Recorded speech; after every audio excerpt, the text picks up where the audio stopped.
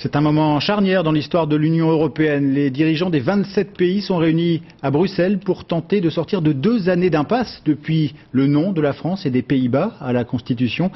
La France, justement, veut relancer le processus en proposant un traité simplifié, mais il va falloir convaincre les plus sceptiques, les Britanniques et les Polonais.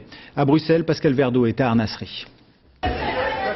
Il sera l'un des leaders européens les plus courtisés, Lech Kaczynski, le président polonais, réputé plus conciliant que son frère jumeau, a fait le déplacement à Bruxelles. Sourire un peu crispé à Madame la chancelière, car le Polonais a obtenu que sa proposition de système de vote très controversé soit soumise à la discussion des 27 ce soir.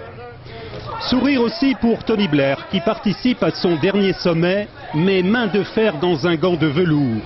Les impératifs de Londres sont clairs, pas de recul sur le droit de veto et refus de créer un ministre des Affaires étrangères européen. Nous voulons un succès, mais il faudra que nous obtenions pleine satisfaction sur nos lignes rouges. Enfin, troisième récalcitrant, les Pays-Bas, qui exigent un droit de contrôle accru des parlements nationaux sur les décisions européennes. Il faudra aussi que l'on reparle des critères d'élargissement. C'est un point qui nous tient particulièrement à cœur si l'on veut aboutir à un résultat positif.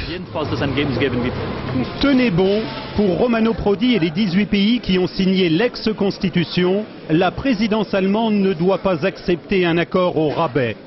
Quant à Nicolas Sarkozy, qui va subir son premier baptême du feu européen, il espère que son projet de traité simplifié constituera la base d'un compromis. Le président français mettra tout son poids et toute son énergie pour aider Angela Merkel, mais c'est d'abord la méthode de la chancelière faite d'écoute et d'obstination qui constitue le principal atout pour la réussite de ce sommet.